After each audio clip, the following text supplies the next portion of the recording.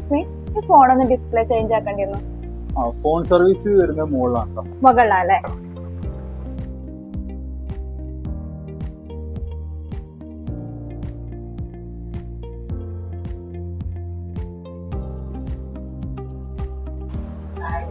എനിക്കിത് ഒന്ന് ചേഞ്ച് ആക്കണം. ഡിസ്പ്ലേ 2-3 പ്രാവശ്യം ഇത് പൊട്ടണത്. കൊല്ലത്തിന് 3 പ്രാവശ്യമായി. ഇതിന് വല്ല ഇരുമ്പെങ്ങാനും ആക്കി തരാൻ പറ്റുക? ഇരുമ്പാക്കി തരാൻ കഴിയില്ല മേഡം. നമുക്ക് ഇനി താഴെ വീണാൽ നമുക്കൊരു ഫ്രീ ആയിട്ട് മാറ്റി തരാനുള്ള ഒരു പ്രൊട്ടക്ഷൻ പ്ലാൻ ഉണ്ട്. ഫ്രീ ആയിട്ടോ? അതെങ്ങനെ സംഭവം?